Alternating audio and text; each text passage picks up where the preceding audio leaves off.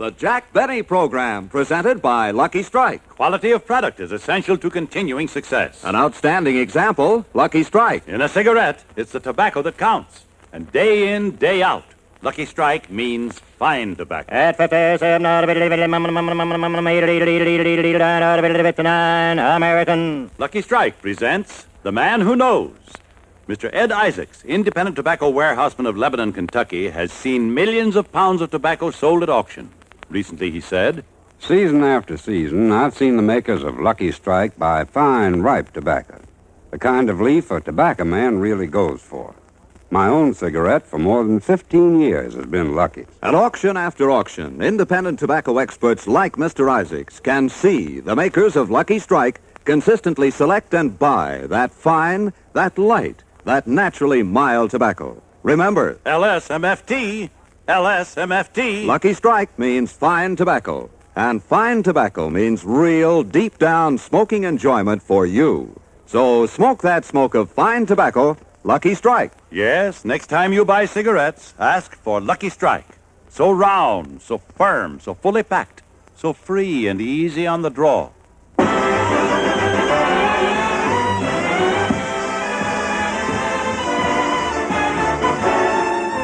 The Lucky Strike program starring Jack Benny with Mary Livingston, Phil Harris, Rochester, Dennis Day, and yours truly, Don Wilson.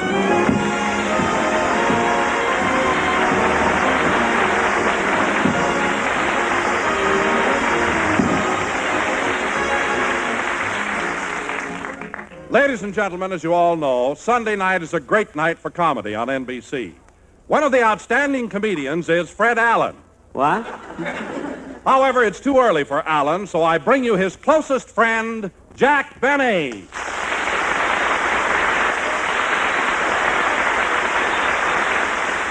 Thank you. Hello again. This is Jack Benny talking, and Don, Rose Bowl tummy. Look, I'd like to ask you something. After all these years, how can you imply that Fred Allen and I are such close friends? Well, Jack, last year when we were in New York, Allen told me personally that of all the friends he has, if he tried to borrow money, you'd be the closest.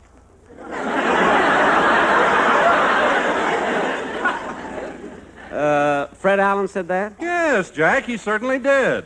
Well, Don, I'm the kind of a man who likes to give credit where credit is due. And that joke deserves at least 5 seconds of silence. Will you people in the audience please bear with us?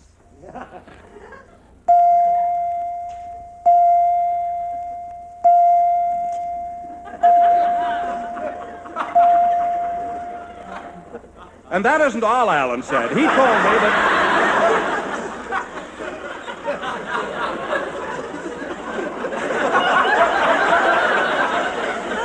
Wait a minute, Don. Jack isn't back yet. Well, where is he? While the bells were ringing, he was out in the audience selling good humors. I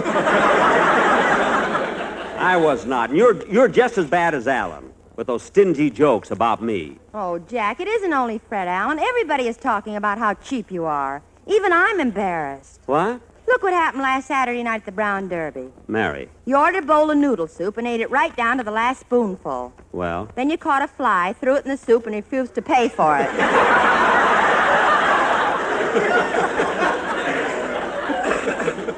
Now, Mary, look. And that was a fine thing you did at the football game last week. Everybody else bought a pennant, but not you. What'd he do, Mary? He painted USC on his toupee and tied it on a stick. Well, I had the winning team, didn't I?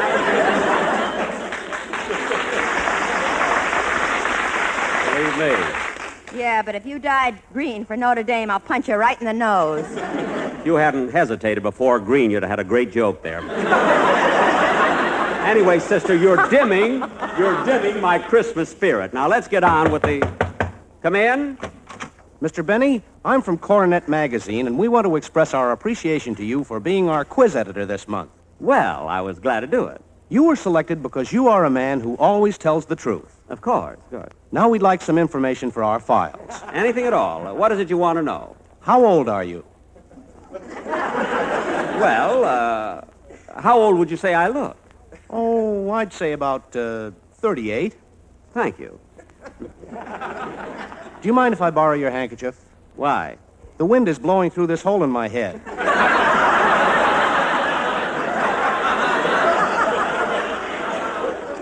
What? Get out of here! I don't know why it is. On other shows, when someone knocks on the door, it's a guest star. On my show, it's always an idiot. I'll be right with you, Jackson. I wasn't calling you. But as long as you're here, Phil, snap into it and give us a band number. Now, wait a minute, Jackson. Wait a minute. From now on, you just don't stand there and tell me to play a band number. You request a musical selection. What? Then if the maestro is in the mood, he will acquiesce. Phil, are you winking at me, or did you lose the toothpick that was holding your left eye open? I didn't lose nothing, Jackson. I'm just classy now. Didn't you notice what happened at the opening of the show? Notice what? I was leading the band without a stick.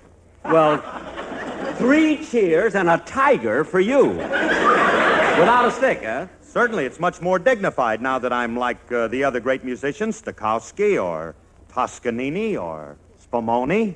I knew if he talked long enough, he'd hit the jerk pot. I was sure. Phil, Spumoni is an Italian ice cream. Oh, thank heaven. I thought I said a naughty word.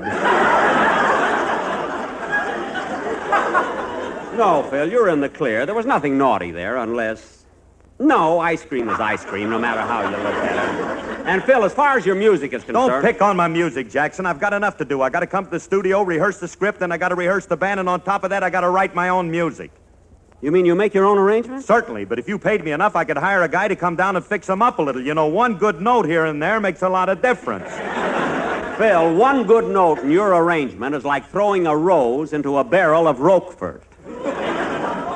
Now, anyway, hey, where's Dennis? It's time for his song. Well, he hasn't come in yet, Jack. Well, Don, while we're waiting, let's have the quartet do a commercial. Hey, Jackson, if you want to hear something good, me and the quartet have worked up a number that's dynamite. I mean, you and the sportsman prepared a commercial? Sure. Didn't we, fellas? Didn't we, fellas? Did you, fellas? You see, I'm boss here, Phil. Well, go ahead. Let's hear it. Okay.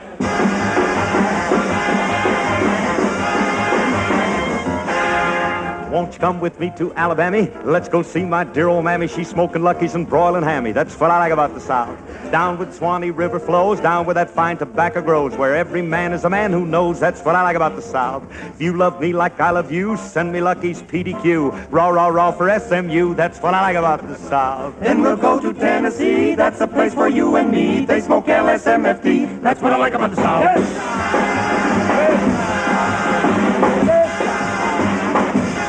Jackson, won't you come with me to Old St. Joe, where they love me but the Lucky's Mo, so free and easy on the dro. That's what I like about the South. Even down on Basin Street, they would rather smoke than eat, 'cause Lucky Strikes are hard to beat, and that's what I like about the South. Don? Funny thing about an Eskimo, they only smoke in the evening glow, but the nights are 6 months long, you know, and that's what I like about the North. I'd rather be in Dixieland, 'cause in that field I'd look so grand, with a big tobacco leaf in my hand. That's what I like about the South. Here's F.B. Boone with all the news, Speedy Riggs in his button shoes, and Lucky Strike is the one they choose. That's what I like about the South.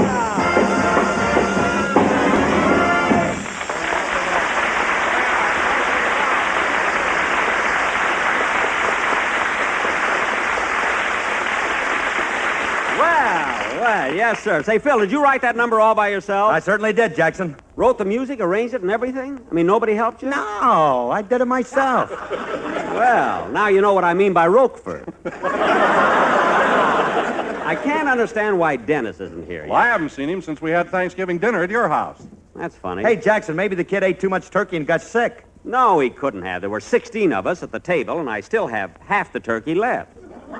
There were 28 of us, and you still have 3/4 of the turkey left.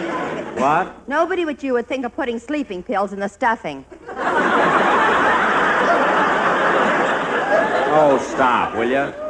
Gee, I can't understand where Dennis is. You want me to go out and look for him?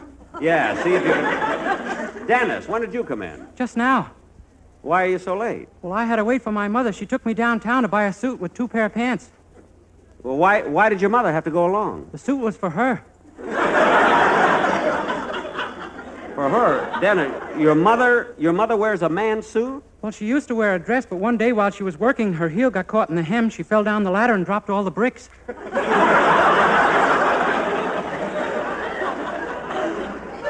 Dennis, you mean your mother's a hod carrier?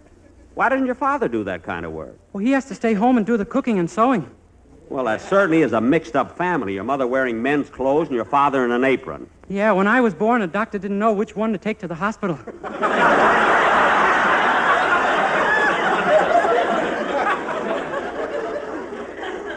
Dennis. Lucky for me, he took my mother.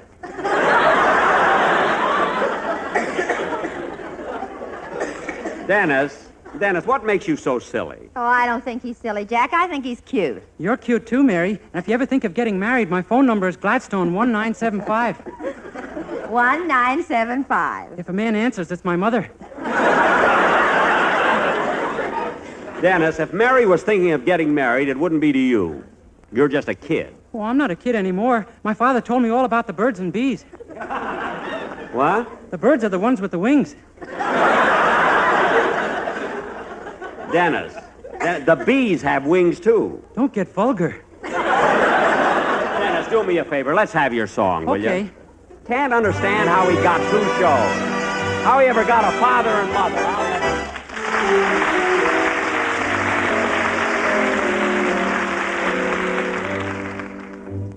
Lately, whenever you hold me, you don't hold me tight. Don't you love me anymore? Lately, I've had to remind you to kiss me goodnight. Don't you love me anymore? I remember when I used to thrill you to the skies. Now I noticed when we kiss, you don't even close your eyes. Maybe I'm just being silly to feel like I do. Am I the one that you adore? Or don't you love me anymore?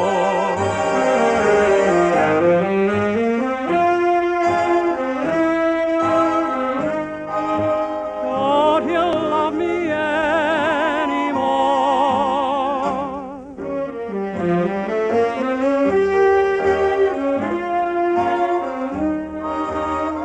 Don't you love me anymore? I remember when I used to thrill you to the skies. Now I notice when we kiss, you don't even close your eyes. Maybe I'm just being silly to feel like I do. Am I the one that you adore?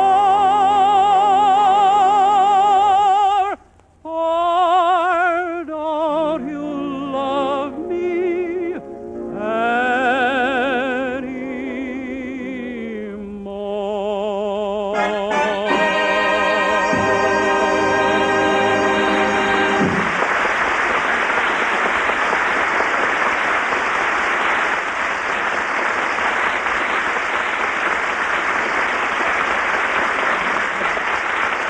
That was Don't You Love Me Anymore, sung by Dennis Day, and very good, Dennis. Thanks, Mr. Benny. Before I forget, my mother told me to thank you for inviting me to your dinner last Thursday. Well, you were very welcome. And by the way, kids, all of you, I meant to tell you, you almost didn't have that turkey for dinner. What do you mean, Jack? Well, somehow I didn't have the heart to kill it. As a matter of fact, it was the day before Thanksgiving. You know, the turkey was out in the yard, and it was getting late.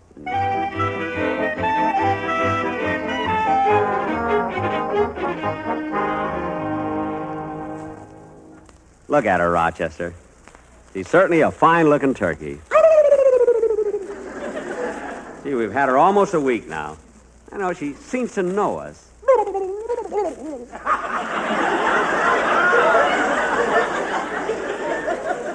Well, it's got to be killed. Here, Rochester, here's the hatchet. Yep, we got to do it. Here's the hatchet, boss. Yes, sir. If it's got to be done, it's got to be done. Here's the hatchet, Rochester. No use wasting time. That's what we're out here for. Here's the hatchet, boss. I'll tell you what, Rochester. I'll toss a coin to see who does it. Heads, it's you. Here, I'll toss this quarter. Here goes. Where did it go? Where's the quarter? The turkey swallowed it. What? Boss, with the hatchet, not with your bare hands.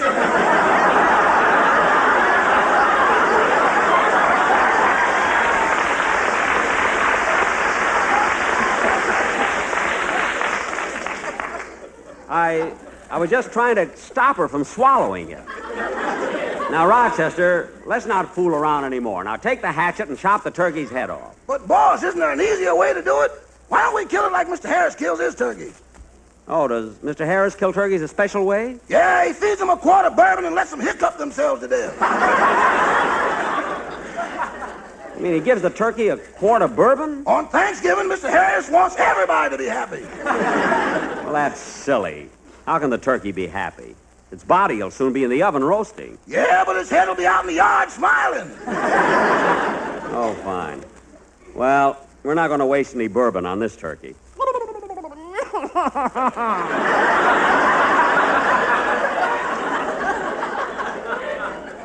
Look, Rochester, we've stalled long enough. Now I'm going to the house, so you kill it. But, boss, I hate to. Well, I'm not happy about it either, but it's got to be done. Now go ahead.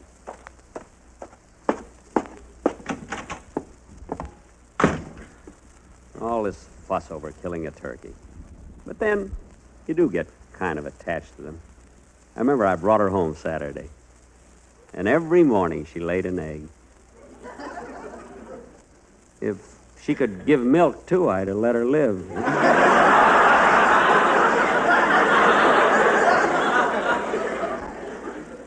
But then, what have I got to lose? At least this way I get food and a duster.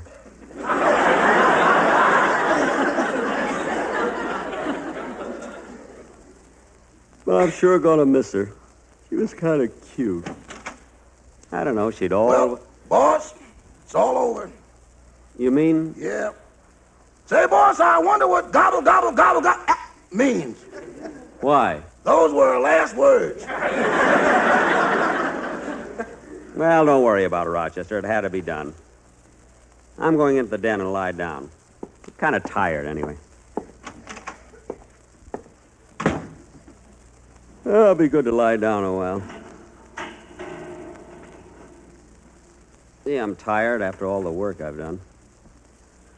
I hope the gang enjoys the Thanksgiving dinner tomorrow. Thanksgiving is one of my favorite holidays. But it's not like it used to be. I remember when I was a kid back in Waukegan. My father and I used to go out in that big forest and shoot a turkey. Just think, that's where Chicago is now.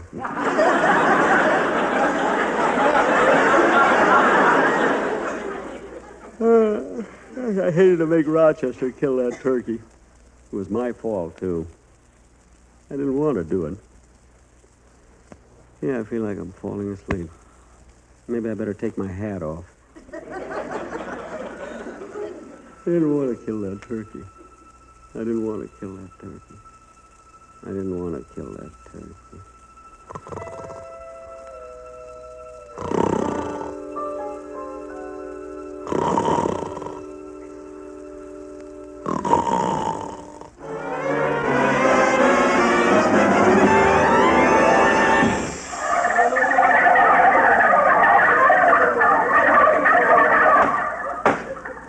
Order in the court. Order in the court. Court? Where am I? Where am I? Order in the court. Now the case of the Gobblers of Los Angeles County versus Jack Benny. Wait a minute. What am I being tried for? You are charged with murder. Murder? Wait a minute. This is a mistake. I didn't murder anybody. Who did I murder? You murdered my daughter. But you're a turkey. And look, the jury. They're all turkeys, too.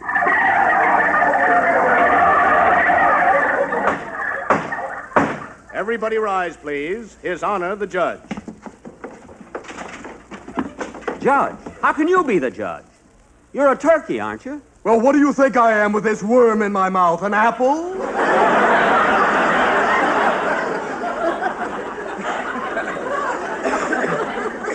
What?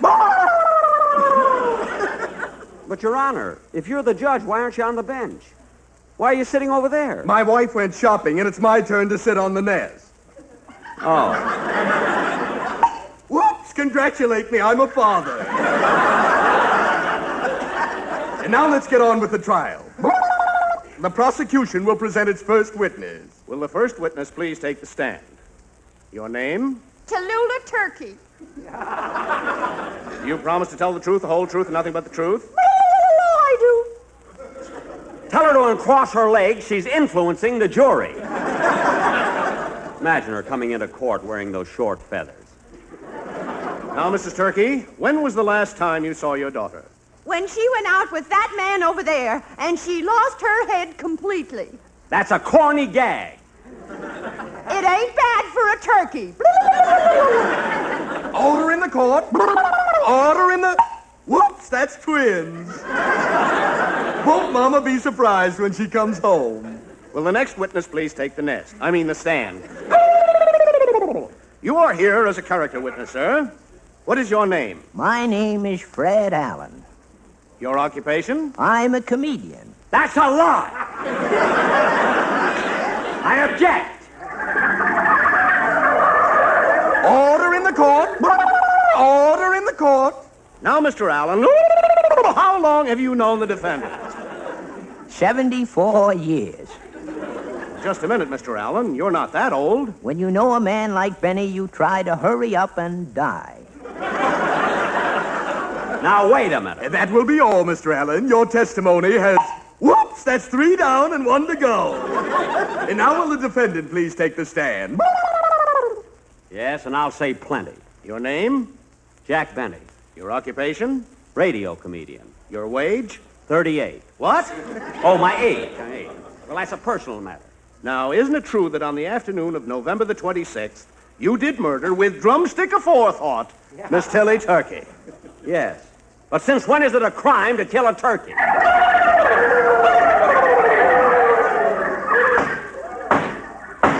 The prosecution will present its next witness. Yes, sir. Your name, please. Mr. Kitzel. Now, Mr. Kitzel, in the course of your employment in a poultry market, isn't it true that you sold the defendant a turkey? Look, Mr. Benny is a very good friend of mine. I don't like to say anything that's going to hurt him. Well, how long have you been friends? Since before he murdered the turkey. Mr. Kitzel. Quiet. Now, about this turkey you sold the defendant. Was she nice and plump? She was beautiful. Oh? Then she was very well-rounded. Her pictures was banned in Boston. Now, Mr. Kitzel, we want an identification of the deceased turkey. How much did she weigh? I think 29 pounds. You think she weighed 29 pounds, don't you know? Wait, I'll ask my assistants. Say, boys. They're not his assistants. That's my quartet. What's the matter with everybody? Are they crazy? Boys, how much did Mr. Benny's turkey weigh? What kind of a trial is this? She was the turkey of 29 pounds. In the barnyard she made all the rounds. Now there were 29 chickens as crazy as the Dickens about the turkey of 29 pounds. She left 29 broken eggs. She had feathers all over her legs. And brother, I am not bluffing. You ought to see the stuffing in the turkey of 29 pounds. She was a gobbling baby, a new kind of bird from the west. She'll make wonderful gravy. If you're not careful, it's on your vest. She ate 29 bushels of corn since the 29 weeks she was born. She'll look so lovely on your table with her legs like Betty Grable. She's the turkey of 29 pounds. Oh, gobble, gobble, the turkey of 29 pounds.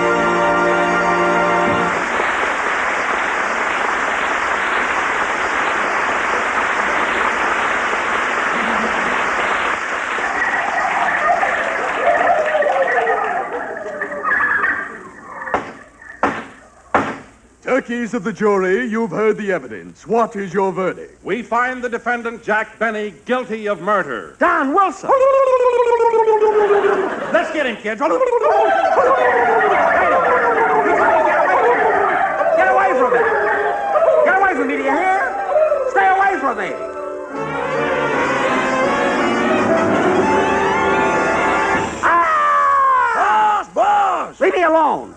claws out of my wrist. Boss, wake up! Wake up! It's me! Huh? Oh. Oh, it's you, Rochester. See what a dream I just had. Dreamed a bunch of turkeys were eating me. I could feel them. One of them kept biting me and biting me. Well, boss, you should never go to sleep with your teeth in your pocket. Yeah, I guess you're right.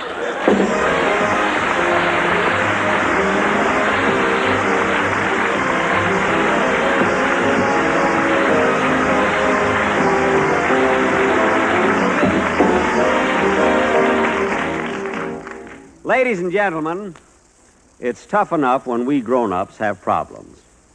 But when our children are the victims of circumstances we are responsible for, that's unforgivable.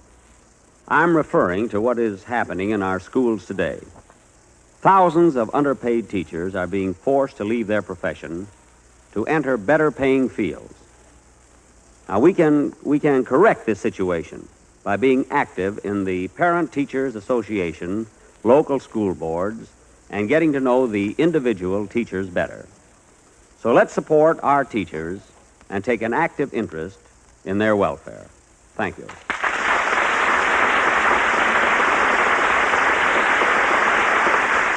Jack, we'll be back in just a minute, but first... Quality of product is essential to continuing success. And Lucky Strike means fine tobacco. LSMFT. Yes, Lucky Strike means fine tobacco. And fine tobacco is what counts in a cigarette. Remember what happens at the tobacco auctions? Season after season, at auction after auction, independent tobacco experts can see the makers of Lucky Strike consistently select and buy that fine, that light, that naturally mild tobacco. Lucky Strike presents The Man Who Knows. Mr. James Ball, ace tobacco auctioneer of Winston-Salem, North Carolina, sold 7.5 million pounds of tobacco in just 24 days. A world's record. Not long ago, he said, season after season, I've seen the makers of Lucky Strike buy fine, ripe, mellow leaf, tobacco that makes a swell smoke. I've smoked Lucky's myself for 29 years. So for your own real, deep-down smoking enjoyment, remember... LSMFT. Lucky Strike means fine tobacco. So smoke that smoke of fine tobacco, Lucky Strike. Yes, next time you buy cigarettes, ask for Lucky Strike. So round, so firm, so fully packed, so free and easy on the draw.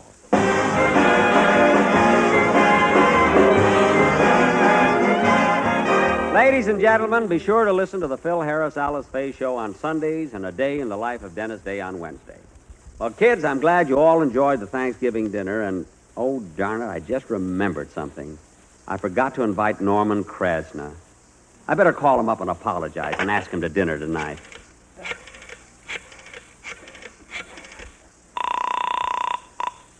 Norman Krasna's residence. I'd like to speak to Mr. Krasna, please. This is Jack Benny. I'm sorry, but Mr. Krasna's busy at the moment. Could I give him a message? Yes, I'd like you to find out if he can go out to dinner with me tonight. Just a moment, I'll ask him. Hello? Hello, what did Mr. Krasna say? Good. Tell him 8 o'clock. Goodbye.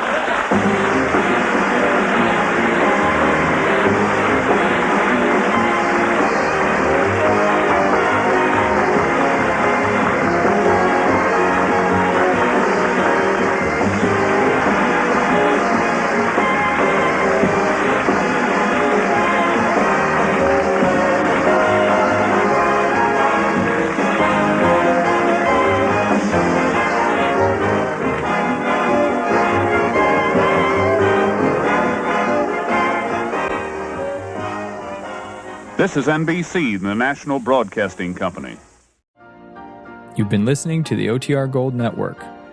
Find more classic radio at otrgold.com.